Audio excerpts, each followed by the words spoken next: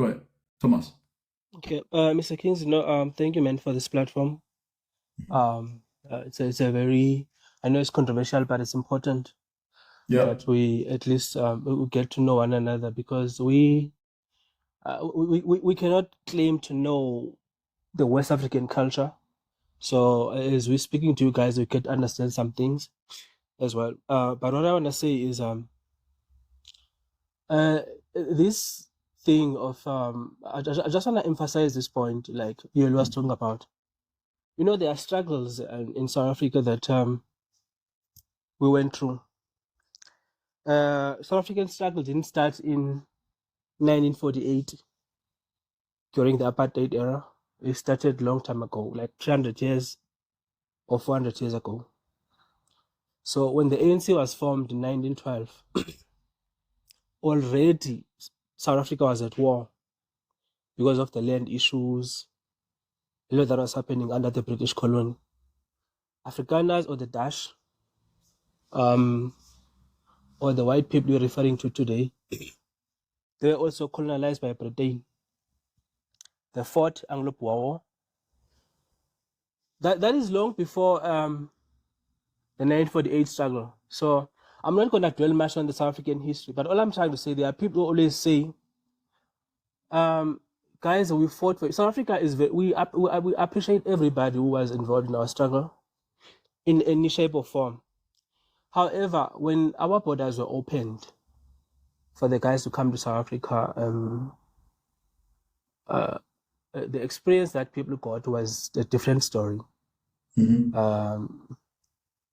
which people started raising our eyebrows. Like, you are saying we are one, but the things you do, hey, we have never are strange to us. So we don't know what you mean we are one. Because I remember during Mbegi's era, there was something called African Renaissance. Former President Thabo Mbeki, I don't know if you know him. Yeah. So former President Thabo Mbeki used to speak a lot about African Renaissance. And at that time, I thought I was Pan-Africanist. Till I saw what is happening in South Africa, and I was like, no. Okay. Mr. Kingsley, when Zimbabwean economic collapse, you remember that? When that economy collapsed completely, we opened our hands to Zimbos to a point where I think President Mbeki allowed them to have a special. I think Mbeki or Zuma, but they were given special permits. So that they can be able to survive in South Africa, to work and do other things. Within no time, we started seeing a lot of them involved in different criminal elements, including cross-border crimes and all those things. And this is not a once-off thing. That's a problem. It happens all the time. Okay. There was a lady who was talking about this Nyawe. Yeah, I think it was Nyawe. I don't know. When I hear the surname, I suspect she's from Mozambique. But my sister owns 4 Uber car. She's in Uber business, right? 3 weeks ago, one of her cars were hijacked here in Johannesburg. Yeah. So then it was reported to the police and it was checked. You know that car was found in Kumati Port border post. That's the border to Mozambique. One Mozambican was arrested driving that car across, trying to drive the car across the border. This is not a once-off thing, it's a lot. So that's the thing that South Africans are experiencing every day. Okay. Mandela's grandson, Mandla Mandela. Mandla Mandela's grandson. Land quickly, because I want to ask you a quick question, okay? Quickly. Okay. Mandla Mandela's grandson just recovered his Land Cruiser on the border post with South Africa and Zimbabwe. One Zimbabwean was arrested driving that car across the border. So do you see the things we face in South Africa? Like, it's not a once-off thing. I'm just mentioning one or two. There's a lot. Yeah, no, but I get you. I'm just trying to give you a picture of what South Africans go through every day to reach the point to say, you know what, guys, if you are illegal in our country, please leave. Okay. Okay. We don't have any issue with legal because legal people are easily traceable. The illegals are a problem. You can't trace them. Okay. Every South African is an ID. Okay. Sorry. Every South African is an ID with fingerprints. So if we do something, we are easily get caught. Okay. But if you are illegal, Thomas. you are untraceable. So that's why South Africans are saying, you know what? If you are illegal, please. Okay. Yeah. Fantastic. Thomas, just stay on the live. Let me give other people to speak and drop so that I can just have a quick chat with you. Ego, the floor is yours. Ego, 3 minutes to make your points and land. Okay. Then I go to EK, then I go to Diplomat, and then I just go back to Thomas to quick questions. The floor is yours, Ego. I hope I'm loud and clear. So Yes. for me, right, I will say that this thing that we are talking about, one Africa, uniting Africa, unity in Africa and all that, it's not new to South Africans. The people making all the noise that, oh, they don't want foreigners, they don't want blacks, are the black South Africans. I will say, let them be. People should stop going to South Africa. In fact, for me, I would say, treat them like an outcast. If that's what they want, let's see how far they survive. For me, I will not go there for any reason. Let them be on their own. Let them be on their own. This is that's what they want. Because I don't understand. The other lady came here, the lady that spoke before she dropped, she said foreigners are taking lower wage and all that. My brother, you and I we are in the UK here. If an employer employs below minimum wage, what happens? The employer gets arrested or gets fined. It is their process that is not right. Are you telling me now? Exactly. Are you telling me now that if, for example, I have my child in the hospital and I need money to take the child I have my child that is sick and I need money to take the child to hospital, I won't take a lower paying job? Will you blame me for taking a lower paying job to save my child? If your processes are correct, if your processes are right, why will your employer employ somebody and pay below minimum wage? You are blaming the immigrants. That's how ignorantly they talk. They're blaming. Where has nothing happened before that you blame the it's not you to blame the employer for employing this person and paying me, and it's still the same South Africans that employ these people. Yet you blame you blame the immigrants. So for me, I would say let the rest of West Africa, the rest of Africa, cut away from South Africa. Let them. In fact, they are close to the sea. Just push them out into the sea. Let them be on their own. Ego, have you landed, bro? Yeah, that's all. Ego, thank you so much for stopping by, sir. Have a nice one. You can drop, okay? EK, go on. The floor is yours, sir. 3 minutes to make a point. Well, Diplomat, yeah. Diplomat, you there? yeah, thank you, Mr. Kingsley. First of all, somebody that said education is not key couldn't even pronounce subsidy, but it's fine. We didn't give ourselves giant of Africa. The world did. So if they can't really deal with it, we don't have an issue. We don't have any issue with that.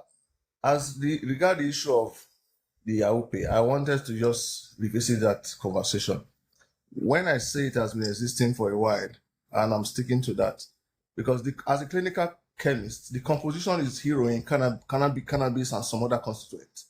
Those other drugs I just mentioned, they have been existing.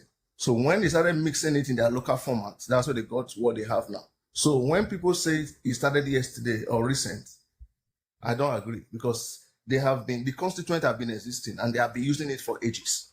So when they come to say they started using it yesterday, I don't know where it doesn't make any sense. So if you produce this yesterday, doesn't mean it started working yesterday. Because what you're using to produce it has been what has been existing.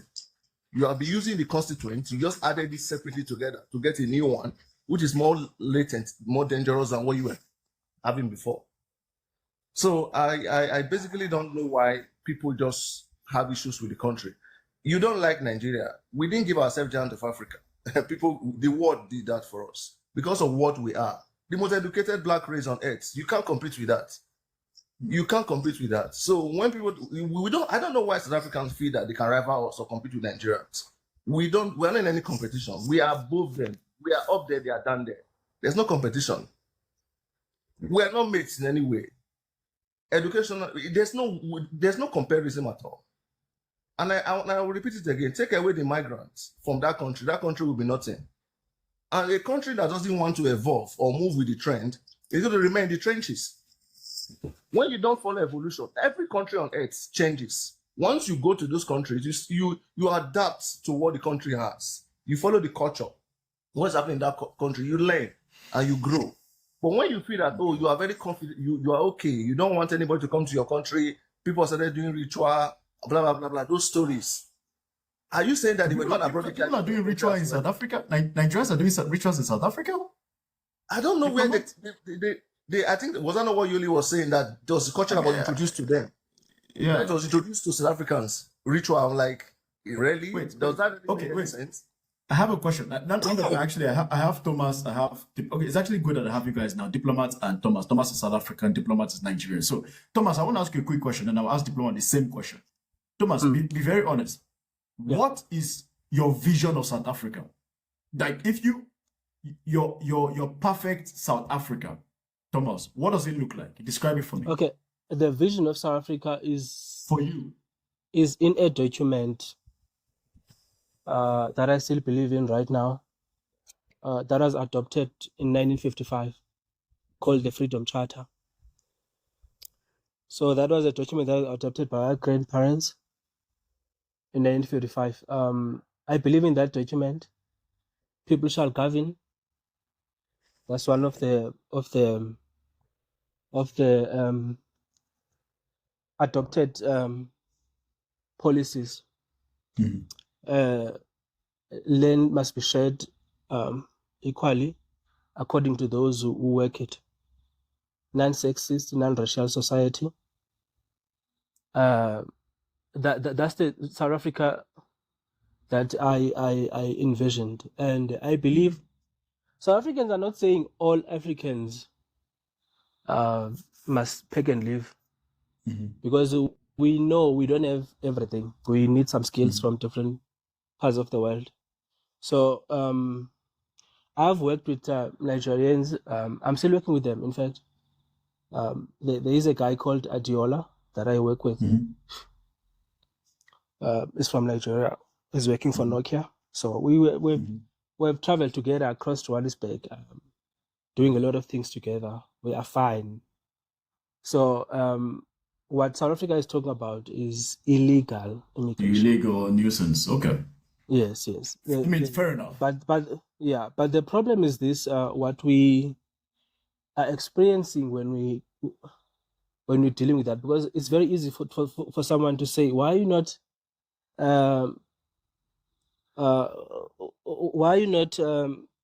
dealing with your police and all those things, I have a friend of mine. He's an advocate, who works for the Department of Labor.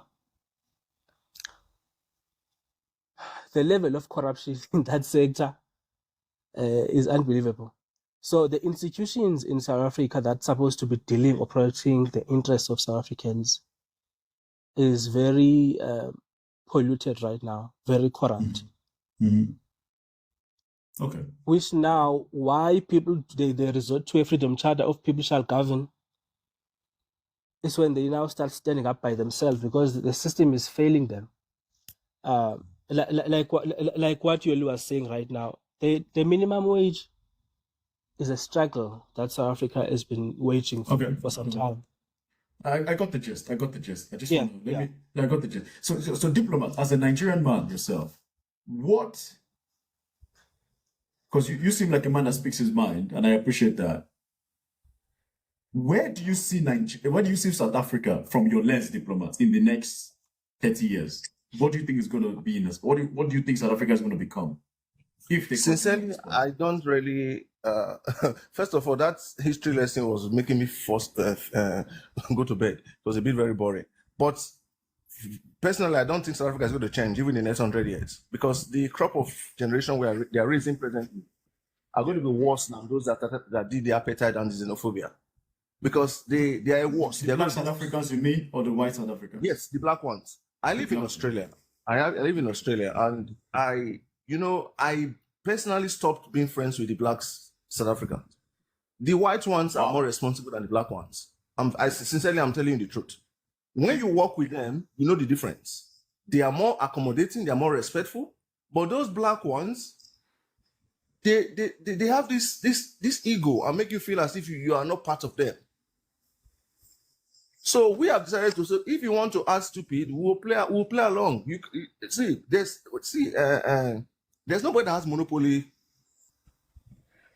For if I don't want to, I don't know how to put. I don't want to use this word. That's I don't want to sound insulting, but I don't believe anything South Africa can do, a Nigerian can do it. So if they feel they know better than us, let them come on board. We are ready for them 24/7. We'll take them on. I deal with the white ones. Those black ones, no. I don't have. We don't. Okay. Our part don't cross. Our part don't cross. To answer your question, South Africans will not get better in the next 50 years, my brother. That's the truth. Okay. Because this generation that are breeding now will be worse than their forefathers. Worse how? Because if you have a conversation with those matured ones, those ones who were there when they had that xenophobia, they understand what it is to have a united Africa. But when you talk to those ones who were born after, who don't really know the history of what really happened and how they struggled and how Nigeria and other African countries assisted them to stabilize the country, they are the ones that are attacking Nigerians. Okay. So those set of people. Can I say something? Hold on, sir. You made a point, and I think let diplomat land, and you can go. So when you interact with those people, you realize that they don't really know what really happened before. So when they don't know what happened before, they don't really care. Some of them do, but they're just ignorant and they don't care. Because to them, they're enjoying the rivalry. They just like that story, that rumor. Oh, Nigerians are doing this, migrants are doing this. They just hold on to that and just keep flying with it. So in a nutshell, I don't think it's going to get better. Okay. I don't think the generation, they're more detached. Yes, because this generation spread, this Gen Z that they have now, that are these internet keyboard warriors, they will not stop. Okay. Yeah, they will not stop. That's the truth, brother. They will not stop. Okay. Have you landed diplomats? Are you good? Yeah, I'm good. Thank you. So stay. Let Thomas respond in case you have something to say back then. We have to shut down. Yeah, I just want to speak to I don't think diplomats understand the struggle of what South Africa is struggling. The struggles are. So, because I can hear almost everything he's saying is like South Africa doesn't like foreigners. But I just told him that I work with a guy by the name Ideola from Lagos. So I just don't understand. Like all I'm trying to say, the reason why I make those examples, I'm making those examples intentionally that the illegal immigration or uncontrolled migration is the one that South Africa is suffering from. So we don't have any problem with someone who comes legally in South Africa, contribute to the economy, work with us. But if you are now illegal, that's the issue that South Africans have, because most of the things that people are talking about are the ones that are committed by illegal immigrants. So that's the issue South Africa is trying to address. We are not saying all Nigerians must pick and go, all Zimbabweans or whatever. No. We're saying if you are illegal, no. Because there are a lot of issues. And then someone was making an example that we gave permits to Zimbabweans to work in South Africa when the economy collapsed. Because we don't hate anybody. But when the symptoms, the criminality started getting involved, started saying some words, lazy. South Africans are naturally, like we are, I don't know what I can say. We do not, we are kind, we are good people, very good people. But at the same time, when we are tired, we are also tired. So